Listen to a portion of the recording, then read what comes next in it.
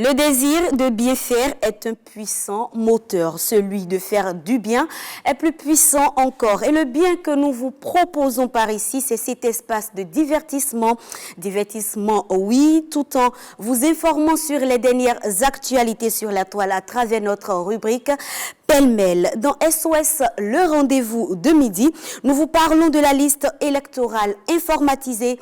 Notre référence du jour est une coach formatrice. Bref, le menu est alléchant. Installons d'abord mes chroniqueurs avec ce clip de Goulam pour toujours.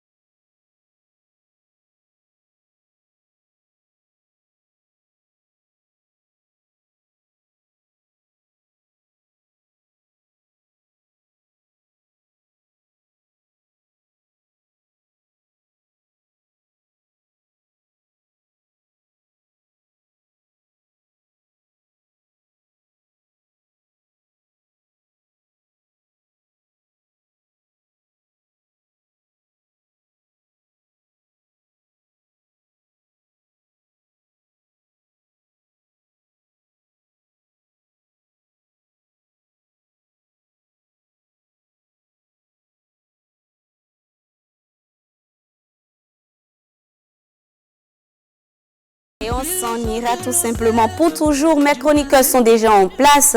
Bruno, Gloria, Adonis, bonjour. Comment vous allez? Bonjour, bébé de Becca. Bonjour Bruno, bonjour Gloria. Bonjour téléspectateurs. Bonjour Rebecca, Bruno, Adonis, bonjour. Bonjour amis téléspectateurs. Toujours un plaisir de vous retrouver. Bonjour Rebecca, bonjour Adonis, bonjour à Gloria, comme j'aime l'appeler, la taille basketteuse sur le plateau aujourd'hui en rose transparent et au cou noué, légèrement. Comme si elle sortait d'un mariage ou elle allait à un mariage. Peut-être qu'elle est fille d'honneur. En tout cas, on va chercher à savoir. Poupée Barbie. Comme vous d'ailleurs, hein. C'est vrai qu'on Merci ne voit pas. beaucoup, Bruno. Le style en bas. Enfoncer la chemise à moitié. Ouais. C'est tendance. Bonjour et c'est toujours un plaisir d'être en votre compagnie. Un plaisir partagé, bien évidemment. Alors, la semaine, ça se déroule bien. C'est déjà jeudi. Qu'est-ce que vous avez prévu pour votre mi-journée? Bon, Bruno nous a invités à manger un pilé, donc... on se retrouve là-bas tout simplement, on prend notre plat de pilé, puis on n'en parle plus. Bruno, merci déjà. Hein. C'est moi. Maintenant, ça dépend de l'attitude des gens sur le plateau. La liste pourrait s'amoindrir. Donc, c'est une menace. Ah oui, vous êtes noté. Et voilà, on installe la toute première rubrique de cette émission E-Tech.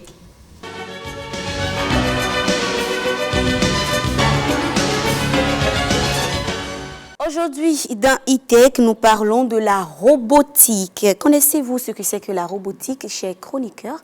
Gloria? On entend parler. Oui.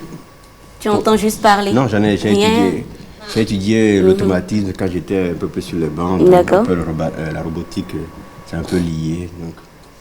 À l'intelligence artificielle. Oui, si on veut aller jusqu'à ce niveau, sinon on peut juste faire la robotique de façon comment dire, Manuel, archaïques et autres. Maintenant, on peut mieux encore faire en faisant peut-être des droïdes, des robots un peu humains, plus intelligents, qui parlent comme si c'était un humain. Comme si c'était un Bruno, par exemple. Quoi. Voilà. Bruno, la robotique, ça te dit quoi? Bruno, un robot, serait bon.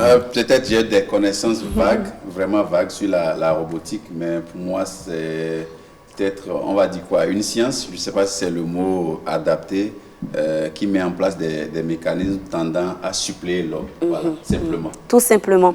En tout cas, au Sénégal, il y a un jeune adolescent qui est passionné de la robotique. On va à sa découverte. Ça m'a de cacher tous les objets électroniques parce que j'étais un enfant têtu ou terrible et aussi curieux, surtout curieux. Je m'appelle Cheikh Ouba Madiabi. Je vous présente mon laboratoire. C'est ma chambre. Suivez-moi.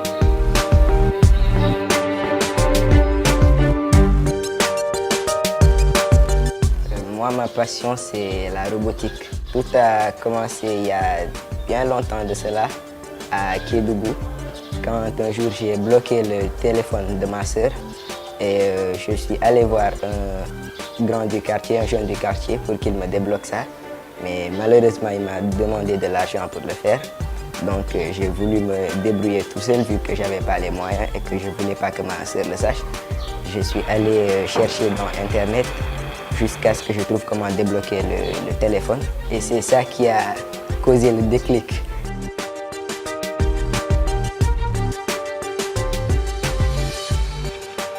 J'ai eu à fabriquer une serrure RFID, c'est-à-dire une serrure qui s'ouvre avec une carte.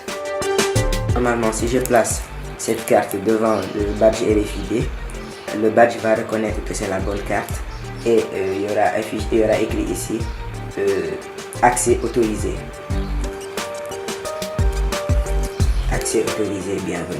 Par contre, si je mets la mauvaise carte ou le mauvais badge comme celle-ci ou n'importe quelle autre carte qui n'a pas été enregistrée, l'écran affichera accès refusé.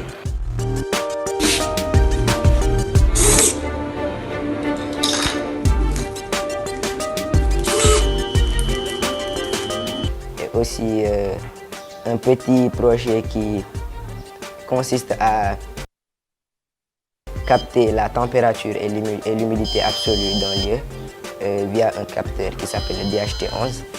Aussi une petite voiture indépendante qui ne nécessite pas de télécommande ni rien. Elle se déplace tout seule et quand elle rencontre un obstacle, elle change de chemin. Et aussi un détecteur de mouvement. Donc quand on passe devant le détecteur, une alarme sonne et une LED rouge qui se met à clignoter ou à s'allumer constamment pendant tant de secondes. Au début, les parents pensaient que c'était dangereux pour moi parce que je manipulais tout le temps des batteries, des moteurs, des composants électroniques à main nue. Après qu'ils aient vu que c'était ma passion, ils m'ont laissé faire et m'ont encouragé dans ce sens-là. Et voilà, à l'instant, Cheikh Ouba Diaby, le jeune passionné de robotique. Vous avez suivi chez Chroniqueur, Bruno. Qu'est-ce que tu penses là de ce jeune adolescent de 15 ans qui a pratiquement transformé sa chambre en laboratoire? Déjà, c'est un génie parce qu'il fait quelque chose qui est hors norme, en tout cas pour son âge. Et partir d'une situation de famille comme ça et devenir un ingénieur, c'est vraiment extraordinaire parce qu'il part d'une situation où il a verrouillé par mégarde le téléphone de sa grande sœur. Il n'a pas pu le déverrouiller. On lui demande de l'argent pour pouvoir déverrouiller le téléphone. Il se dit, bon, je vais me débrouiller tout seul. Il part sur Internet, il fait ses recherches. Ça encore, c'est un autre génie parce que trouver via Internet comment déverrouiller un téléphone, il arrive à le faire. Mais il se dit, bon, pourquoi ne pas donc me lancer dans ça?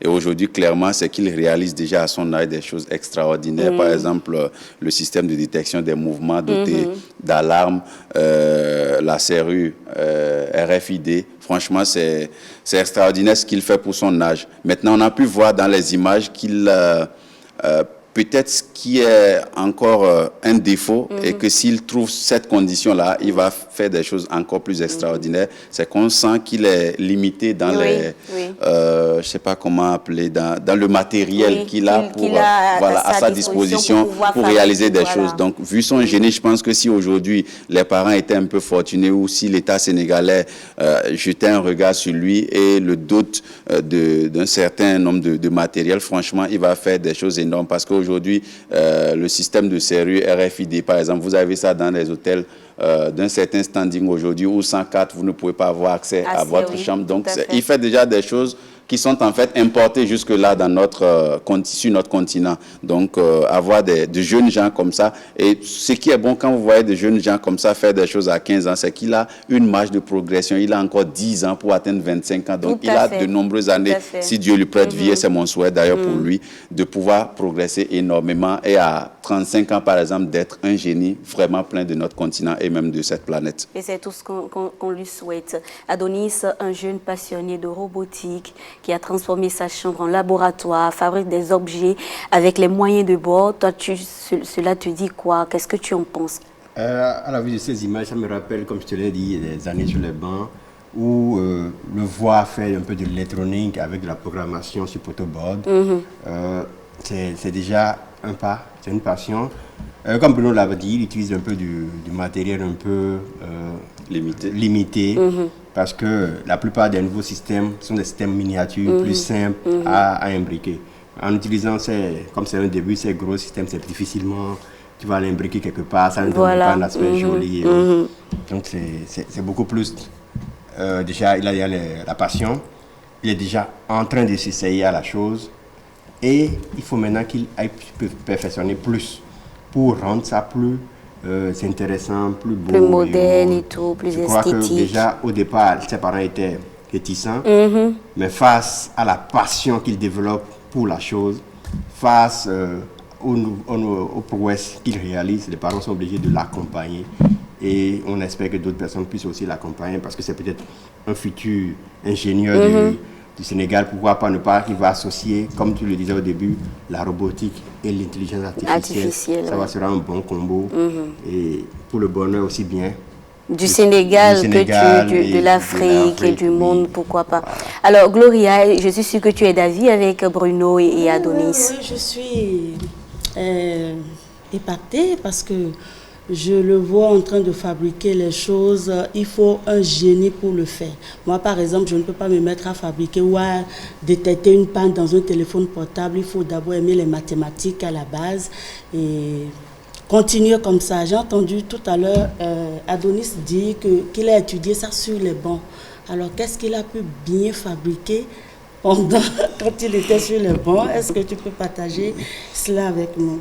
Pourquoi dire que je partage ça? On peut le partager. Je veux bien, parce non, mais si au Bénin aussi, il y a des génies. Pourquoi je pas? Je me souviens, si je dois remonter un peu plus loin, l'une de mes premières réalisations était un lave-main automatique avec un capteur détecteur de mouvement qui est muni d'un temporisateur. Après 30 secondes, l'eau se coupe. C'était pour limiter un peu le gaspillage de l'eau quand vous allez dans les lavabos et autres. Voilà ce que je disais. Il y a des génies ici aussi. Oui, forcément. Tu sais, l'Afrique regorge de talents, surtout dans le domaine de la technologie. Il a dit dans l'élément tout à l'heure, à ses débuts, et Adonis aussi l'a répété, ses parents n'avaient pas forcément cru en lui, trouvaient qu'à la limite, il mettait sa vie en danger. Bruno, cela veut dire qu'en fait, à un moment donné, il faut que notre entourage, nos parents, qu'on ait le soutien quand même de nos parents, de nos proches. C'est important parce que tout ce que vous entreprenez dans la vie, si votre environnement le plus proche ne vous soutient pas, ça devient difficile. Si vous êtes marié et que vous êtes dans un projet, votre femme ou votre mari ne vous soutient pas dans ce que vous faites, c'est que c'est un peu comme si vous êtes seul au monde. Si vous êtes encore en famille, comme un enfant de son âge, un jeune de son âge, 15 ans, et que papa et maman, qui sont vos premiers soutiens, vos premiers repères à la fois dans la vie, souvent ne vous soutiennent pas, ça devient difficile. Vous devenez seul au monde. Vous n'irez pas chercher ce soutien-là dehors. Donc les parents, dans ce cas, n'ont pas été contre au début, pas méchanceté, mais par protection parentale, en fait, parce qu'ils ont estimé qu'ils mettaient sa vie en danger. Donc, ils ont eu peur pour la vie de leur enfant qui, tout le temps, devait être en train de bricoler entre les fils, voilà, des appareils que eux, peut-être, ils ne maîtrisent pas, ils ne connaissent pas ce que c'est en réalité. Donc, voilà. Mais après, je pense que l'étape où il a atteint aujourd'hui, voilà, il a mis tout le monde d'accord dans la famille. Et clairement, il a le soutien. Mais comme j'ai dit, c'est un génie à industrialiser, en fait. C'est un génie à amener à une échelle industrielle. Et quand c'est comme ça, il faut l'implication de l'État. J'imagine que le Sénégal doit avoir un ministère de la recherche scientifique, un peu comme au Bénin, qui est peut-être attaché au ministère de l'enseignement supérieur et autres. Mais ça doit être devenu une affaire d'État de prendre de ce genre d'enfants-là, de les envoyer dans un grand laboratoire peut-être européen qui forme des génies, où les génies se font former, pour qu'il aille découvrir une autre dimension de ce qu'il est en train de faire. Parce que là, il est dans sa chambre à coucher, donc il est dans sa bulle, j'ai envie de dire. Il est un peu coincé entre 4 murs. Mais quand il ira dans de grands laboratoires de robotique dans le monde, aux États-Unis, au Canada, en France, il va voir encore une autre dimension de son activité. Ça va ouvrir davantage son esprit et voilà, il va devenir quelqu'un de... voilà, une grande personnalité pour le Sénégal et l'Afrique d'ailleurs. Tout simplement. Alors on dit du courage à Sékou Bamba Diaby. Adonis, aujourd'hui avec toi, nous parlons de la liste électorale informatisée, n'est-ce pas? Oui. On installe donc ta rubrique SOS, le rendez-vous de midi.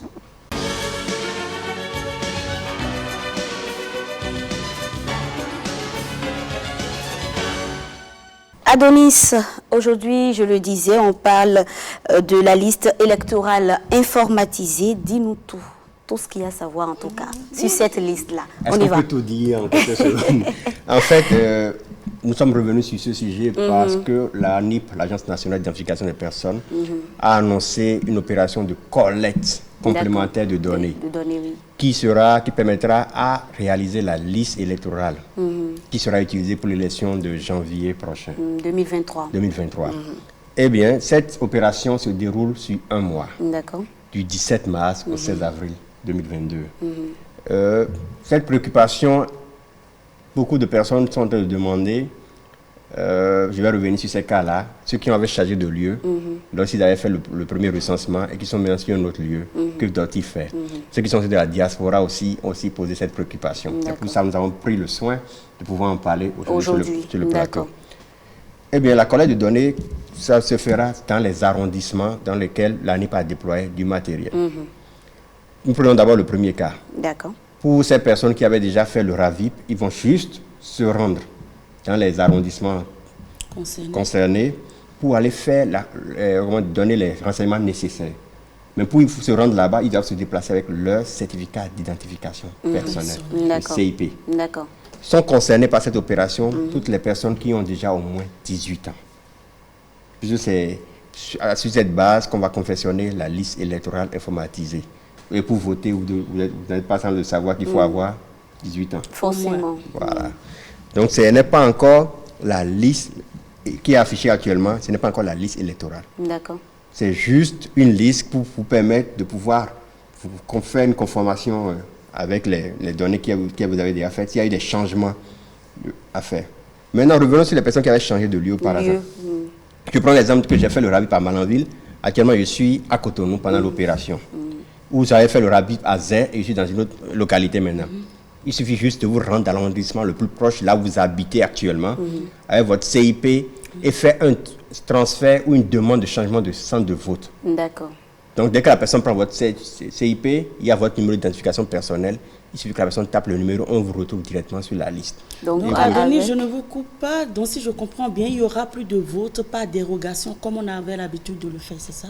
On n'est pas encore venu à cette étape. On est en train de concevoir la liste électorale informatisée. Donc, en fait, ce beaucoup de gens dit, si vous avez fait la liste, le recensement à Nati Tengu, et que vous êtes actuellement à Cotonou, pour refaire le chemin, vous devez encore repartir à Nati Tengu. Oui. Donc, c'est pour cela qu'on vous dit, peu importe si vous êtes à Cotonou, vous rendez dans l'arrondissement le plus proche, avec le CIP, pour faire un changement de centre de vote. Comme simplement. Ça, les données qu'on vous a collectées à Nati Tengu, on changera juste le centre de vote à Cotonou. Mais lors du vote, vous pouvez toujours voter par dérogation quand vous êtes en mission en présentant l'ordre de mission et autres. Mais il faut préciser que, comme je l'ai dit, ce n'est pas encore la liste électorale pour le moment. Concernant les personnes qui sont de la diaspora, Oui. au moment opportun, quand la liste sera établie, une liste provisoire, elle sera mise en ligne pour que les gens de la diaspora puissent corriger aussi les données. Ok, d'accord. Ouais, donc il y a d'abord cette étape-là, c'est d'abord concerne les personnes qui sont au Bénin, sur le territoire national. Voilà. Il faut préciser que pour les personnes qui n'avaient pas fait le RAVIP, ils ont aussi la possibilité de se rendre dans les centres, les arrondissements dans lesquels là n'est pas déployé du matériel pour se faire enregistrer. De toutes les façons, cette opération est intelligente puisque non seulement elle va permettre de remettre à jour la liste, mais aussi c'est une opération de ratissage pour permettre à ceux-là qui n'ont jamais, qui ne se sont jamais fait enrôler d'aller le faire. Donc une nouvelle chance pour tous les Béninois d'enfin faire partie de cette liste-là. D'accord.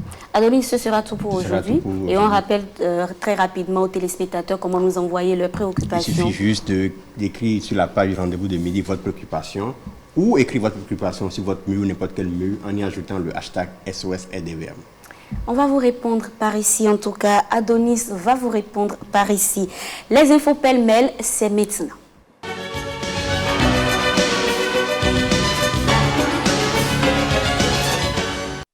Bruno, notre première information du jour nous amène où concrètement, en tout cas je sais qu'on parle déjà de la plus belle femme du monde qui est polonaise, c'est bien ça? Oui, nous allons donc à Porto Rico ou Puerto Rico si vous voulez. Miss Monde 2022 ou 2021 si vous voulez reporter à 2022, c'est Miss Pologne. Comme vous l'avez dit, Karolina Bielawska a été désignée la plus belle femme au monde lors donc au terme de la finale de la 70e édition du concours international de beauté. Alors initialement, l'événement aurait dû se tenir le 16 décembre dernier, mais les cas de Covid-19 avaient été détectés après l'arrivée des concurrentes sur place. Le report avait donc été rapidement acté.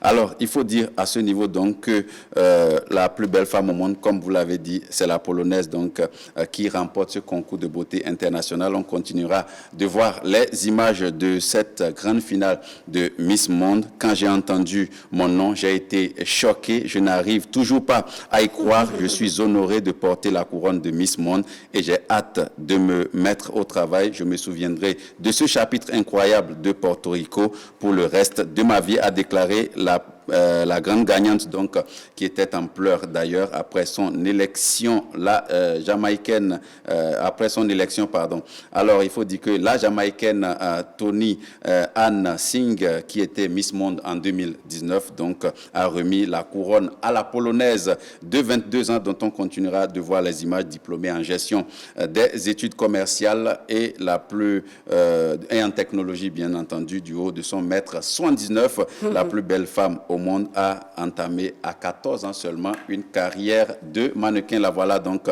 à l'écran. Alors, il faut dire qu'au niveau de Miss Monde, il y a une centaine de candidates qui concourent. Après, il y a 12 qui sont retenues et vous la voyez à l'écran, toute majestueuse dans sa démarche. Sur la centaine de candidates, donc, il y a 12 qui sont retenus pour aller en finale. Sauf qu'à l'édition de cette année, ce qui s'est passé, c'est qu'il y avait une 12e SECO ou 13e SECO, si vous voulez. Donc, qui a dû être ajoutée, qui était l'Ivoirienne, donc, Olivia Yassé.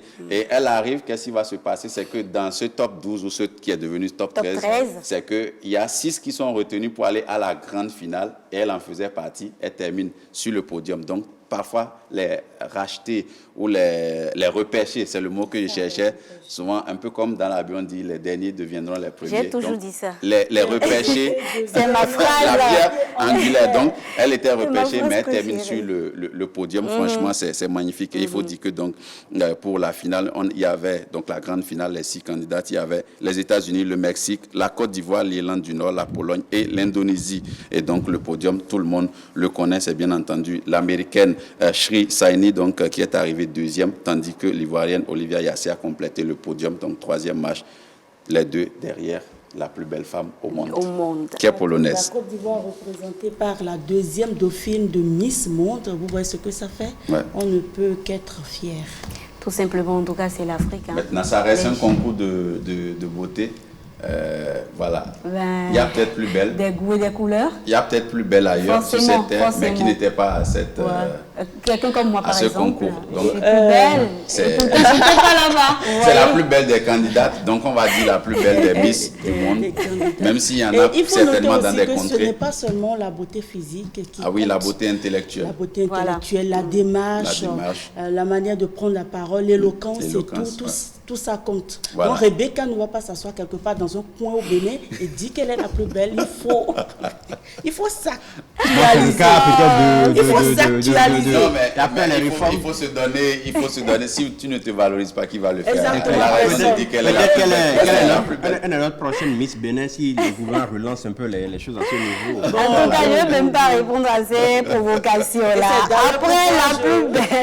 Après la plus belle femme du monde, on parle maintenant du plus long véhicule du monde qui est désormais fonctionnel. C'est bien ça? Oui, vous allez voir ce véhicule ou cette voiture, si vous voulez, à l'écran dans un instant. La voiture la plus longue du monde a enfin été restaurée et prête à rouler le 1er mars 2022. Donc, voilà un des concepteurs. Wow. Donc, la super limousine est arrivée à longueur de 30 mètres 54 cm, soit 100 pieds ou 1 pouce et demi, donc battant son record de 1986 d'une petite fraction. Vous voyez un peu la structure de cette voiture dont le produit final s'affiche. Construit pour la première fois à Burbank, en Californie, en 1986 par le célèbre personnalisateur de voitures Jay Ohrberg. Le rêve américain, puisque c'est comme ça on a appelé cette voiture, the American Dream, donc mesurait à l'origine 18 mètres 28, soit 60 pieds, et roulait sur 26 roues et avait une paire de moteurs V8 à l'avant et à l'arrière. Ohrberg donc a ensuite prolongé la limousine à une longueur étonnante de 30 mètres et demi, soit 100 pieds, et pour son immense taille en perspective, la plupart des voitures mesurent entre 12 et 16 pieds, c'est-à-dire entre 3 mètres 6 et 4 mètres 2. Alors en fait, vous pourriez donc, Rebecca, garer 12 voitures Smart Fortwo, donc d'affilée, dans une file, donc pour pouvoir égaler ce véhicule le plus long. Donc la voiture a été construite en 2 sections, reliées au milieu par une charnière pour tourner donc les virages serrés. Voilà, pour faire les virages serrés. Donc sa grande taille et ses caractéristiques extravagantes permettent aux passagers de voyager dans le luxe. Le rêve américain, comme on appelle cette voiture, comprend des plaisirs matériels dignes d'un roi, tenez-vous tranquille, un grand lit à eau, une piscine avec plongeoir, jacuzzi, baignoire, mini-golf et surtout un héliport. Donc c'est une voiture capable même de voir atterrir sur elle un hélicoptère. Donc vous ne croirez pas, et peut accueillir jusqu'à plus de 115 personnes à bord. Donc c'est plus qu'un bus même. Donc l'héliport est structurellement monté sur le véhicule avec des supports en acier en dessous et peut supporter jusqu'à 5000 livres, a déclaré Michael Manning, donc, qui a participé à la restauration du rêve américain. Et comme si ce n'était pas déjà impressionnant, il est également équipé de plusieurs téléviseurs, d'un réfrigérateur et d'un téléphone. Cependant, il a fallu beaucoup de travail à Manning et à son équipe pour redonner au rêve américain son ancienne gloire, qui, après avoir été abandonné au fond d'un entrepôt du New Jersey, pendant des années, était tombé dans un état lamentable. Donc, un véhicule complètement restauré. Je sais que vous rêvez d'y être à bord un jour. Il faut que le concepteur m'invite. Ce n'est pas sérieux. Regardez un peu ce que ça donne. Donc, on dirait un train même. Oui. À la limite. Mais il n'y a pas de route adaptée, c'est pas la peine. Mais la partie qui est intelligente dans la conception et que moi j'ai aimé, c'est que normalement, un véhicule de cette longueur-là ne devrait pas pouvoir faire les virages. Non. Mais on dit qu'il y a une charnière au sein de la voiture, donc qui permet à la voiture une sorte d'articulation. Donc en fait, on a conçu 2 parties qu'on a mises ensemble. Donc il y a une partie d'articulation qui peut permettre au véhicule donc, de prendre des virages. Donc, si la voie n'est pas assez large, même s'il y a des articulations, ce sera compliqué à faire ces virages-là. Est-ce qu'on peut conduire ce genre de voiture ici au Bénin, par exemple, ou en Afrique? Est-ce que nous avons des routes adaptées? Est-ce que les routes sont adaptées? Bon, toutefois, si vous prenez la voie inter-État qui est beaucoup plus droite avec très peu de virages, ça devrait pouvoir aller. Tu peux même pas aller quelque part. En tout cas, donc voilà les prouesses. Et vous voyez, c'est l'héliport qui est derrière là. Donc vous avez vu cet espace-là qui est capable donc d'accueillir un hélicoptère. Donc franchement, c'est du grand art simplement. Tu vas louer ça pour le mariage de Rebecca prochainement. Qui t'a dit que je ne suis pas déjà mariée? Pour l'anniversaire du mariage. Troisième et dernière information, un homme possède plus de 1000 téléphones au Congo. Attendez. Il appelle combien? Il a au moins... Il appelle le président Joe Biden. Je vais tout vous expliquer. Alors, avoir 2 téléphones, Rebecca, Adonis et Gloria, semble déjà une surcharge pour beaucoup de gens. Imaginez donc en avoir 1 millier. Oui, vous m'avez bien entendu, cet homme possède plus de 1000 téléphones et vous les verrez à l'écran à cause de son étrange addiction. Il achète un téléphone presque chaque jour ou autant de fois que cela est possible dans la semaine. Cette fréquence dans l'achat des téléphones portables a fait de lui le client le plus connu des vendeurs de téléphones dans sa région. Au début, ils ont tous pris à la légère son attitude et son excitation qu'il avait de s'acheter des téléphones à tout bout de champ avant de se rendre compte plus tard qu'en fait, il était sous une emprise dévorante. Malgré qu'il est considéré comme un des plus fortunés de sa région, il n'a pas pu achever sa maison en construction, à cause de son amour fou pour les téléphones. Chose incroyable, tous ces téléphones fonctionnent à merveille et il les utilise tous. Ils sont éparpillés partout dans sa maison et il les considère d'ailleurs comme des objets de décoration de son cadre de vie. Selon, on va dire quoi, le salon, la chambre à coucher, la cuisine, la douche, il y en a partout et il les pianote à longueur de journée. C'est d'ailleurs une immense source de plaisir pour lui, dira-t-il, plus que de simples outils de communication. Il les considère d'ailleurs comme ses meilleurs amis. Ismaël Chaban, c'est son nom, il vit en République démocratique du Congo. Il est célibataire et vit seul dans une maison. C'est un véritable collectionneur donc, de portables qui a commencé la chasse au téléphone il y a 22 ans où il avait acheté son premier téléphone. Et à chaque visiteur, Ismaël Chaban n'a qu'une seule instruction à vous donner, ne touchez à aucun de ces téléphones. Des témoins rapportent d'ailleurs qu'il lui arrive d'ailleurs à lui, Ismaël, de sortir de la maison dans l'intention de s'acheter à manger et dès qu'il croise un stand de vente de téléphone, c'est une maladie. Sa passion irrésistible donc, pour les téléphones prend le dessus et il change de trajectoire pour ramener à la maison un téléphone plutôt que de la nourriture. Cela fait 8 ans que sa construction est restée inachevée. Son rêve le plus cher, c'est d'aller même au-delà des frontières congolaises un jour pour s'acheter des téléphones portables. Il prévient d'ailleurs que sa femme, qu'il épousera un jour, devra remplir une condition, celle d'accepter son amour pour les téléphones et d'être aimé tout autant que ces appareils téléphones-là. Donc, voilà un peu l'histoire de Chaban Ismaël, qui est un passionné fou de téléphonie mobile, simplement.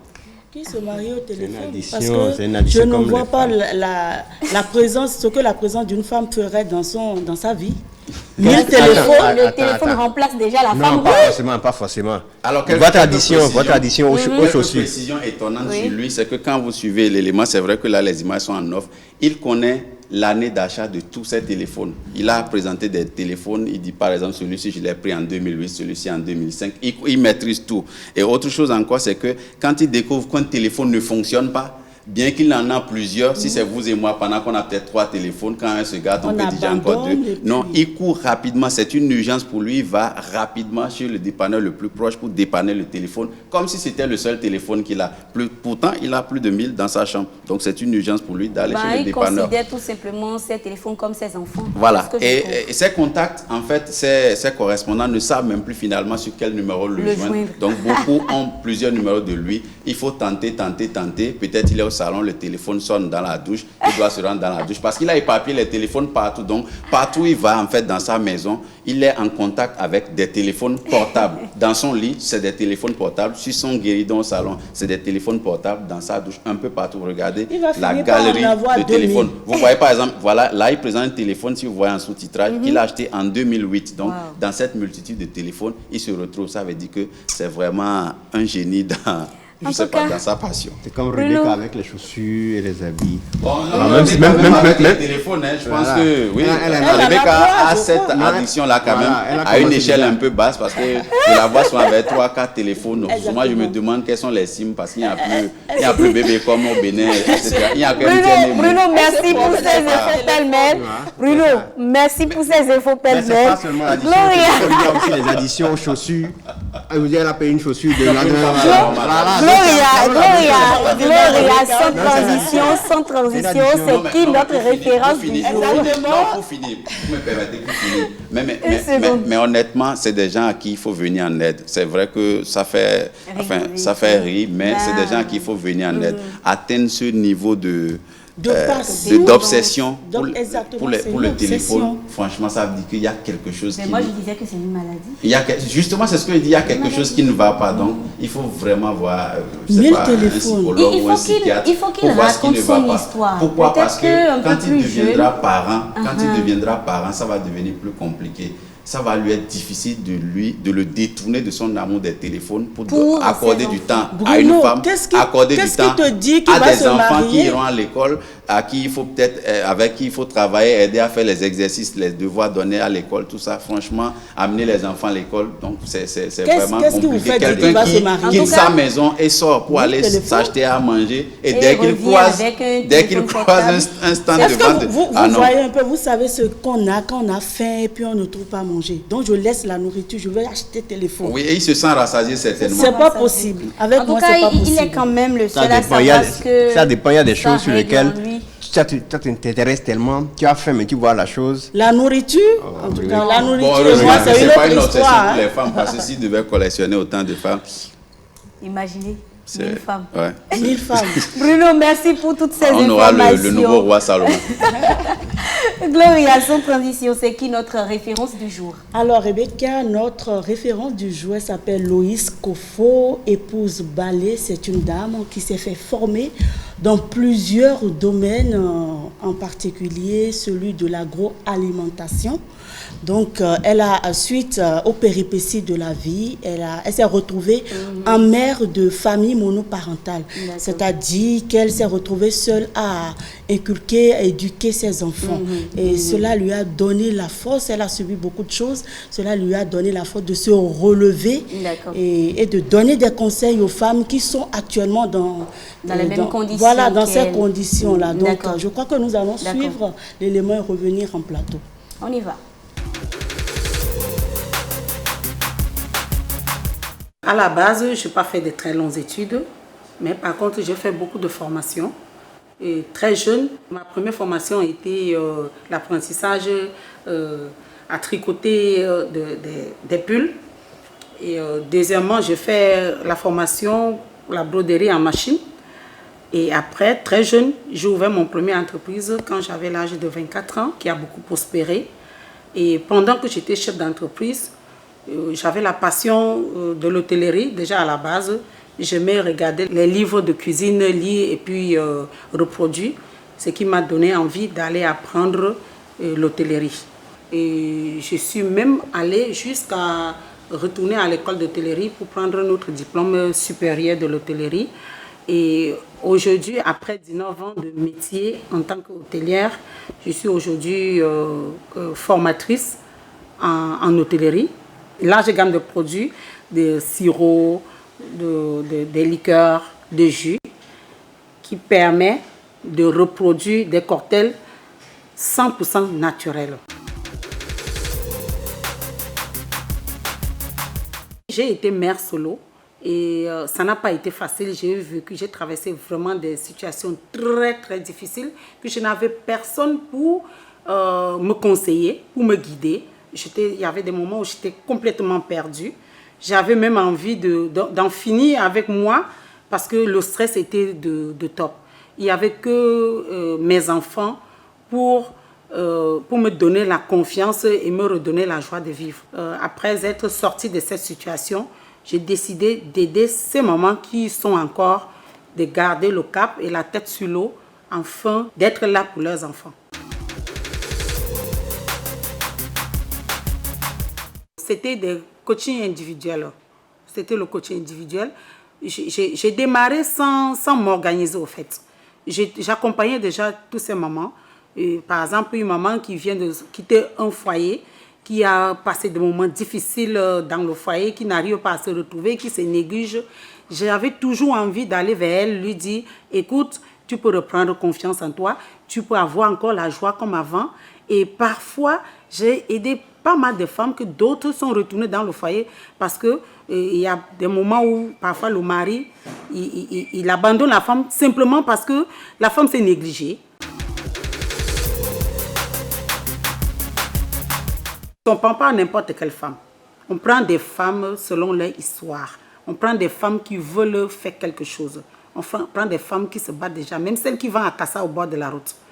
Pas des femmes qui accouchent tous les ans et puis elles viennent se plaindre. Et quand nous commençons d'abord, on amène la femme à aller à la planification familiale.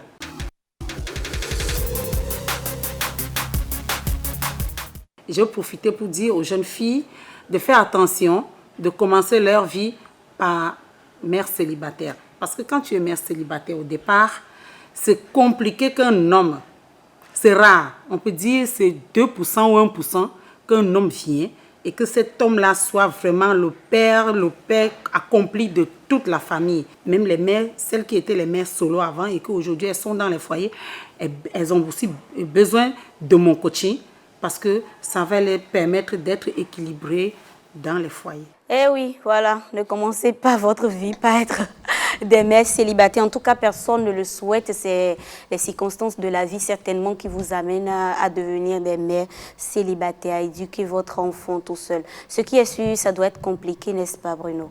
Oui, ça doit être compliqué de commencer la vie avec parfois, ou la vie active si vous voulez, ou votre majorité également, avec des conditions qui handicapent un peu votre progrès et vous ne partez pas donc avec les mêmes chances que les gens de votre génération, les femmes de votre génération. Mais pour revenir sur ce qu'elle fait elle-même, franchement, c'est un véritable couteau suisse. Madame... Loïs, voilà, épouse Ballet, c'est ça? Oui. Donc, c'est un véritable couteau suisse parce qu'elle a enchaîné des formations, donc, y compris l'hôtellerie. Aujourd'hui, elle fait beaucoup de choses à la fois. Elle est dans la fabrication des sirops, par exemple, des liqueurs. Elle est également et surtout coach également dans la vie. Et ça fait d'elle la femme à caractère, en tout cas de loin, c'est ce qu'on sent, qu'elle semble être parce que elle être, on va dire, dans une famille monoparentale qu'elle gère elle-même. Donc elle est femme-homme à la fois, elle est maman-papa à la fois. Actuellement, elle ne l'est plus. Elle ne l'est plus. Voilà, donc ça reste une étape qu'elle a traversée dans la vie. Donc ça fait d'elle ce qu'elle est parce que lorsque vous vous retrouvez seul sans le papa de votre enfant ou de vos enfants et que vous devez les gérer, assumer leur éducation, être à la fois une mère et un père pour eux, honnêtement, c'est très compliqué parce qu'il y a des choses qu'un papa a qu'une maman n'a pas, ça c'est clair. Il y a des choses aussi qu'une maman a qu'un papa ne peut pas avoir. C'est une complémentarité. Oui, c'est voilà. Donc quand papa n'est pas là, par exemple, il y a des désordres qu'on observe que quand il est là, on ne peut pas observer. Il y a également, je sais pas cette paix qu'il y a quand maman est là, qu'il n'y a pas quand maman n'est pas là forcément. Donc, être seul et gérer les deux côtés, franchement, c'est compliqué. Mais on retient d'elle la femme exemplaire qu'elle est, d'avoir des qualités dans beaucoup de domaines et de faire beaucoup de choses à la fois. Et avec succès, c'est important. C'est important. Adonis, qu'est-ce que tu penses de notre référence du jour? Je partage l'avis de Bruno pour ne pas répéter les mêmes choses que lui. Il n'est pas facile d'être parent seul, mais il faut aussi reconnaître, saluer le mérite de ces personnes qui œuvrent, malgré qu'elles sont seules, à élever leurs enfants autant bien pour jouer le rôle de père, de mère, de conseiller et autres. Voilà. Juste ajouter quelque chose avant Gloria, qui est celle qui a réalisé l'élément et qui a sans doute beaucoup à nous dire. Le fait qu'elle est coach, en fait, moi, je préfère ce genre de coach-là. Ça, je vais vous le dire. Avec leur vécu. C'est-à-dire qu'aujourd'hui, beaucoup de gens se lèvent, ils sont coachs. Certes, ils ont été formés. Ce n'est pas pour jeter de l'opprobre sur leur profession. Mais je dis, un coach de développement personnel, un coach de, je sais pas, de questions conjugales, etc., de vie, tout ce que vous voulez, sans expérience lui-même. En tout cas, moi, je n'achète pas, je ne paye pas, je ne sollicite pas. Un coach qui n'est pas marié, ne peut pas il peut avoir un doctorat, il peut avoir un doctorat en coaching de, je ne sais pas, question de couple. Je ne le verrai jamais parce qu'il va ouvrir les documents, il va me lire les documents, il va me parler de théorie. Je ne le verrai jamais pour des questions de couple. Donc pour moi, être coach, oui, mais l'expérience personnelle vécue est importante. Sinon, l'exercice de votre profession sera rempli de théorie. Gloria, un mot sur ta référence du jour. Oui, Loïs Kofo, c'est une femme polyvalente. Elle est dans tout, elle fait tout. Et ce, de façon... assez naturelle. Assez naturelle, assez bien. D'accord. Tout simplement. Alors, chers chroniqueurs, vous le savez, vous savez que tout ce qui touche à l'amour, tout ce qui parle de l'amour, vous savez que je suis femme. Ou bien, vous le savez, quelqu'un ignore ça sur ce plateau. Bon, on ne te compte pas. Et vous savez aussi qu'on a démarré cette émission-là avec cette belle mélodie de Goulam pour toujours. Donc, je vous invite à suivre encore un court extrait avant de conclure. On y va. On danse, si tu veux.